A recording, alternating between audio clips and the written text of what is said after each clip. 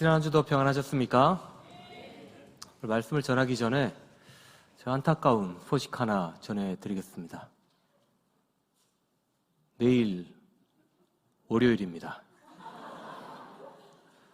월요일이란 말이 참 듣기 싫은 말이죠. 특히 출근하는 직장인들이나 학교에 가야 되는 학생들에게는 더더욱 듣기 싫은 말이 월요일이 아닐까 이런 생각을 해봅니다. 그리고 오죽했으면 월요병이라는 말도 생겨났잖아요. 자, 월요병이 뭡니까? 주말 동안 편히 쉬고 평안히 있다가 새로운 한 주가 시작이 되죠. 그런 직장인들은 출근을 해야 되고 또 학생들은 등교해야 되는데 거기서부터 찾아오는 무력감이나 그런 권태감들을 이제 월요병이라고 말을 합니다. 그런데 우리가 월요병이라는 것, 세상 모든 사람들이 거기에 시달립니다. 그런데 세상 모든 사람들이 거기에 시달리지 않는 사람도 있어요. 월요병과 상관이 없는 사람이 있다는 것이죠. 그 사람이 누구냐면 접니다. 왜냐하면 저를 비롯해서 한국에 있는 교회가 대부분 다 월요일 날 쉬거든요. 그래서 월요병이랑 상관이 없습니다. 그럼 매주 월요일마다 쉬어보셨습니까? 월요일마다 쉬게 되면 장단점이 있어요. 장점을 꼽으라면 마트를 가든지 아니면 애들을 데리고 놀이공원에 가든지 줄을 안 서도 됩니다. 아무도 없거든요. 그래서 아주 질리도록 신나게 놀 수 있는 장점이 있는 반면에 단점도 있습니다. 박물관을 못 갑니다. 웬만한 박물관은 월요일 날이 휴관이거든요. 그리고 또 단점을 하나 더 꼽으라면 한 번씩 맛있는 걸 먹으러 맛집에 찾아가거든요. 그러면 휴일일 때가 많아요. 겨우겨우 맛집을 찾아갔는데 문 앞에 보면 오늘은 쉽니다. 자, 그 문구를 보고 몇 번 좌절할 때가 있었거든요. 자, 그렇다면 이 문제를 어떻게 해결할 수가 있을까요? 어떻게 해결할 수가 있을까요? 간단해요. 전화해보면 됩니다. 식당에 전화해서 나 가요. 오늘 쉽니다. 아니면 전화를 안 받거나 그러면 안 가면 됩니다. 그래서 영업을 하는지 아니면 영업을 안 하는지 전화해보면 그 주인이 잘 알려주고 또 저는 그렇게 맞춰서 행동을 할 수가 있다라는 거죠. 마찬가지로 우리 주변을 보면은 예수님을 모르는 사람들이 참 많이 있습니다. 내 가족일 수도 있고요. 또 내 친구일 수도 있고 또 내 직장 동료일 수도 있어요. 믿지 않는 사람들을 보면서 이제 안타까워하는 마음이 들 때가 있습니다. 자, 그렇게 내 안에 안타까운 마음이 들 때 우리는 어떻게 할 수가 있을까요? 무엇을 할 수 있을까요? 전하면 됩니다. 복음을 전하면 되고 예수님을 전하면 돼요. 자, 우리 주변에 힘들어하는 사람들이 있죠. 학교에 학업 스트레스 때문에 힘들어하는 학생들도 있을 것이고 또 주식에 또 거기에다가 많은 돈을 투자했는데 돈이 부족하거나 아니면은 그 주식이 떨어지거나 그럴 때 보면 근심하는 사람들도 있어요. 자, 그런 사람들을 보면서 우리는 무엇을 할 수 있을까요? 전하면 돼요. 오늘 마태복음 말씀에 보면 이렇게 말씀하고 있죠. 수고하고 무거운 짐진 자들아 다 내게로 오라. 내가 너희를 쉬게 하리라. 전하면 됩니다. 또 내 주변에 예수님을 모르는 사람들도 있어요. 그 사람들에게 나는 무엇을 할 수 있을까요? 전하면 돼요. 사도행전 말씀에 보면 주 예수를 믿어라. 그리하면 너와 내 집이 구원을 받으리라. 아멘. 자, 예수님을 모르는 사람이 있을 때 뭘 하면 됩니까? 복음을 전하면 돼요. 자, 오늘 읽은 말씀은 이제 바울이 2차 전도 여행 때입니다. 자, 바울이 2차 전도 여행 때 시작부터 뭔가가 녹록치가 않았습니다. 바울의 절친이었던 바나바와 대판 싸우고 둘이 따로 다니게 됐어요. 그뿐만 아닙니다. 자, 바울은 처음에 아시아로 가려고 했었는데 자, 성령이 맡게 됩니다. 그럼 다음에 난 비두니아로 가야지 했더니 예수의 영이 또 맡게 돼요. 그런데 불행중 다행으로 바울은 환상을 보고요, 마게도냐로 가서 빌립보 지역으로 가게 되었습니다. 자, 난 아시아로 가고 싶었는데 안 됐어요. 난 비두니아로 가고 싶었는데도 안 됐어요. 자, 1지망, 2지망 다 안 되면 어떤 느낌일까요? 막막하거든요. 그런데 역시 바울은 바울이었어요. 오늘 말씀에 보면 하나님이 저 사람들에게 복음을 전하라고 우리를 부르신 줄을 인정함이로라. 아멘. 자, 이런 포부를 가지고 빌립보로 갔다는 거예요. 자, 그래서 바울이 복음을 잘 전했을까요? 못 전했을까요? 못 전했어요. 오늘 12절 말씀에 보면, 자, 빌립보에 이르니 이는 마게도냐 지방의 첫 성이요 또 로마의 식민지라 이 성에서 수일을 유하다가.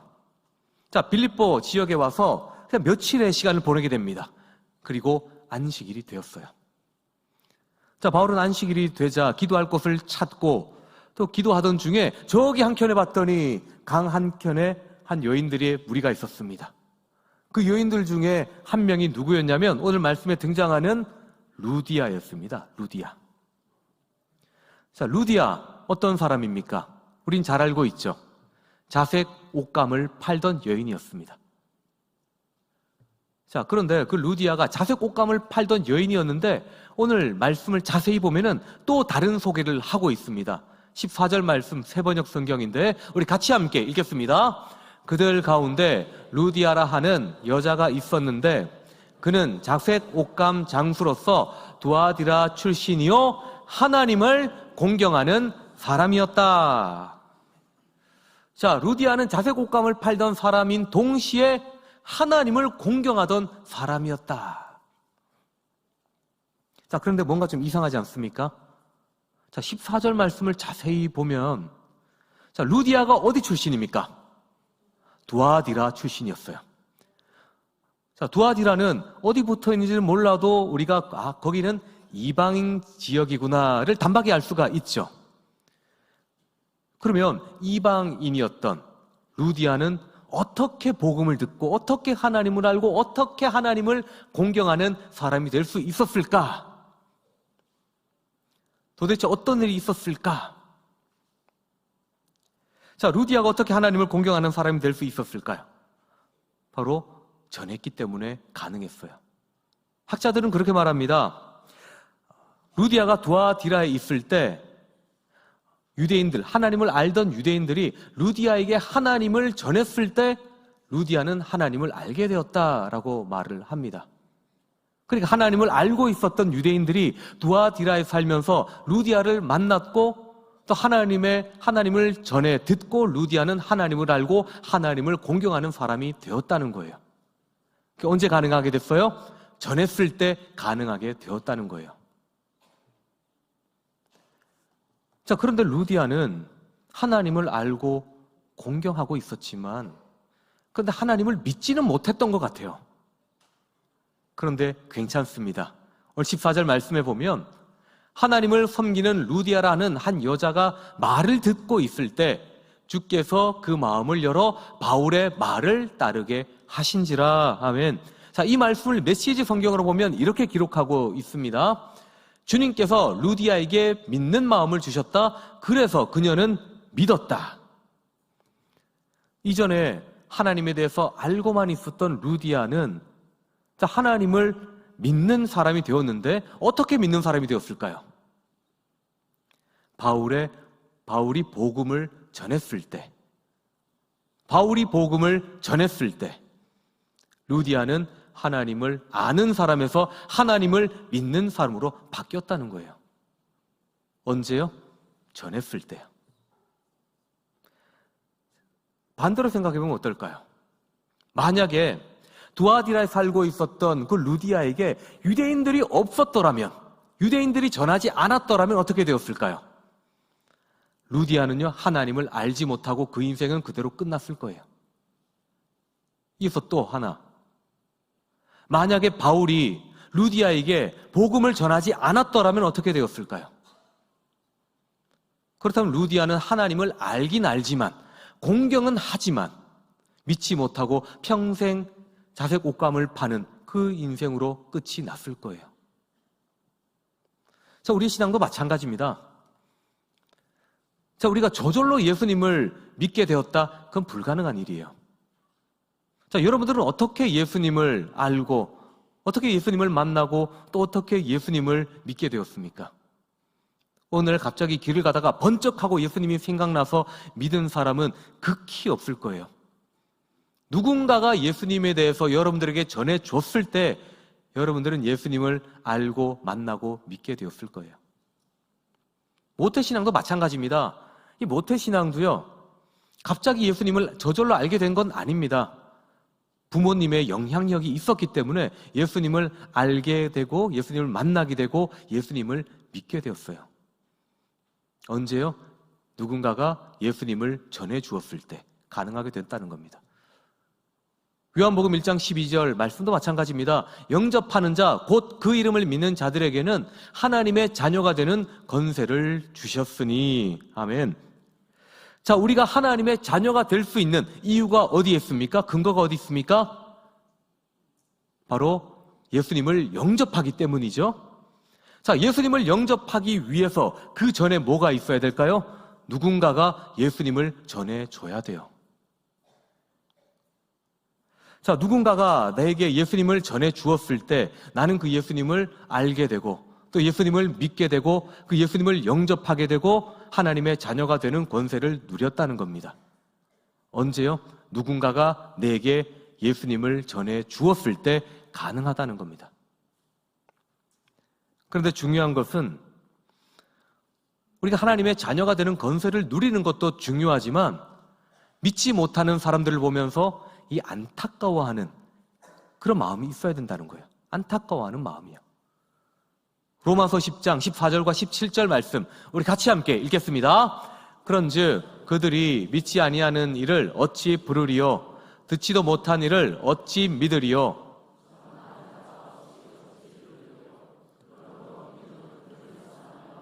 들음은 그리스도의 말씀으로 말미암느니라. 아멘. 자, 우리 주변을 살펴보면 예수님을 듣지 못하는 사람이 있습니다. 듣지 못해서 알지 못하고 알지 못해서 믿지 못하는 사람들이 많이 있습니다. 그 사람들은요, 내 가족일 수도 있고 또 내 친구일 수도 있고 또 내 친척일 수도 있어요. 그럼 믿지 않는 사람들을 보면서 우리는 좀 안타까워하는 그런 마음이 있어야 됩니다. 안타까워하는 마음이 있어야 돼요. 그 안타까워하는 마음은 어떤 것일까요? 프랑스의 유명한 철학가 파스칼의 이 팡세를 보면 이런 문구가 있습니다. 사람들의 마음에는 저마다 커다란 구멍이 하나씩 있다. 인간의 마음은 어떤 것으로도 구멍은 메워지지 않는다. 자, 사람은 누구나 인생에 커다란 인생 구멍이 있습니다. 그래서 인생의 커다란 구멍을 이제 메워지기만 하면 인생의 성공자가 될 것 같아요. 그래서 사람들은 인생의 커다란 구멍을 메우기 위해서 돈으로도 끼워보고 또 학력으로도 끼워보고 또 좋은 직장으로도 끼워보고 또 내 인기, 칭찬으로도 그 인생의 커다란 구멍을 메워보려고 채워봤습니다. 그런데 우리의 인생의 커다란 구멍은 채워질까요? 안 채워질까요? 채워지지 않아요. 우리 인생의 커다란 구멍을 채울 수 있는 것은 하나밖에 없습니다. 오직 예수 그리스도 한 분밖에는 없습니다. 록펠러의 많은 일화 중에 이런 유명한 이야기가 있습니다. 록펠러는 53세에 억만장자가 되었습니다. 그런데 어느 날 그 록펠러가 알로피시라는 그런 병에 걸리게 돼요. 머리가 다 빠졌어요. 눈썹도 빠졌습니다. 또 온몸은 살이 쭉쭉 말라만 갔습니다. 그리고 의사는 록펠러에게 이렇게 말하죠. 당신은 1년 안에 죽습니다. 록펠러는 근심에 빠졌습니다. 어떡하지? 그날 이후로 제대로 먹지도 못하고 제대로 자지도 못하고 괴로워만 하고 있었어요.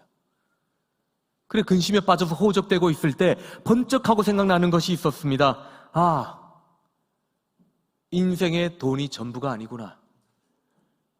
바로 하나님이 나의 모든 것이 되신다. 깨닫게 되었어요. 그날 이후로 록펠러의 인생은 조금씩 바뀌어가기 시작합니다. 록펠러 재단을 만들어서 가난한 사람들을 돕기 시작하고 돈이 없어서 치료받지 못하는 사람들을 위해서 그 의료 사업을 시작하게 되었어요.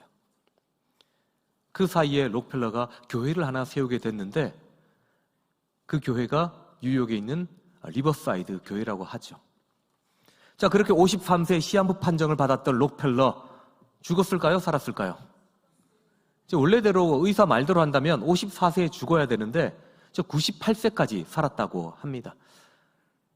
자, 그런데 이런 이야기가 우리의 삶에만 있는 것이 아니라 성경에도 있습니다. 한평생을 부귀영화를 누리면서 살았던 사람이 있었는데 솔로몬이었어요. 자, 솔로몬은 한 나라의 왕이었고 많은 권력을 가지고 있었습니다. 그래서 한평생을 그렇게 부귀영화를 누리며 살다가 인생의 말년에 이런 고백을 하게 돼요. 전도서 12장 말씀에 보면 전도자가 이르되 헛되고 헛되도다, 모든 것이 헛되도다. 세상 모든 것이 헛되다고 해요. 그런데 헛되지 않는 것이 한 가지가 있었습니다. 이어지는 말씀에 보면 이렇게 말합니다.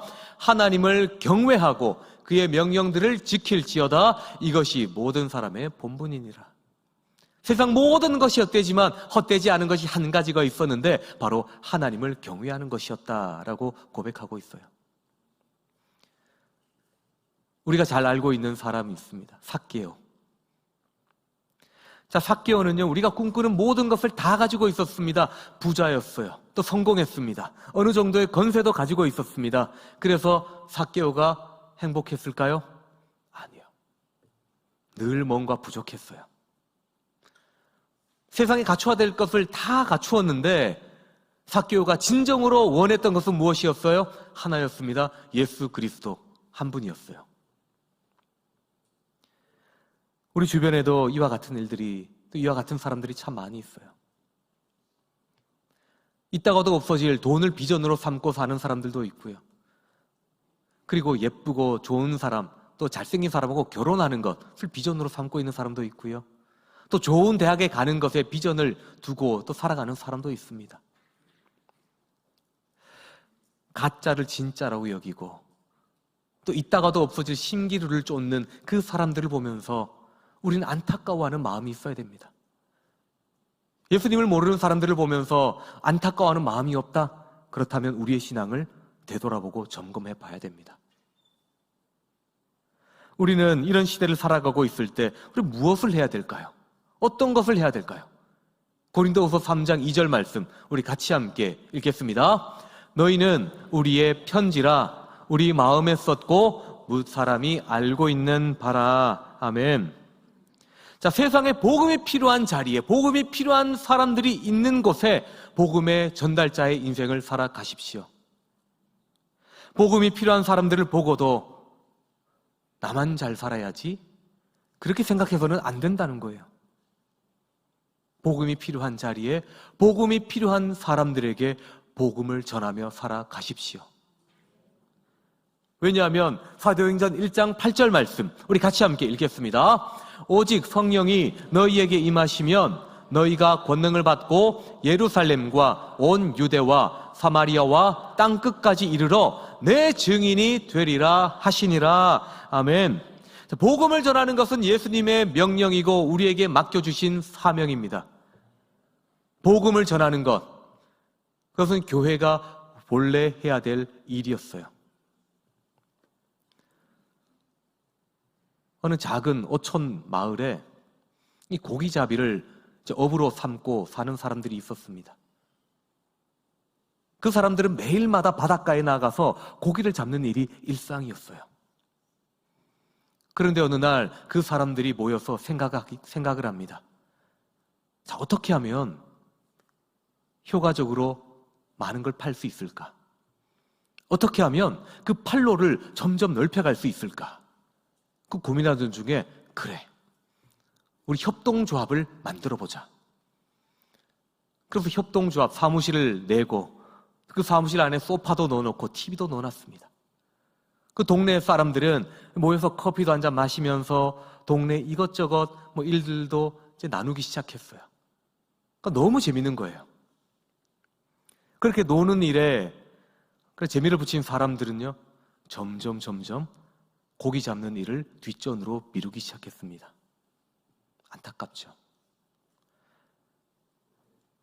사무실에 모여서 노는 게 너무 재밌다 보니까 자기들의 해야 될 일을 점점 뒷전으로 미루기 시작했다는 거예요. 예수님께서 우리 교회에 주신 사명이 무엇입니까?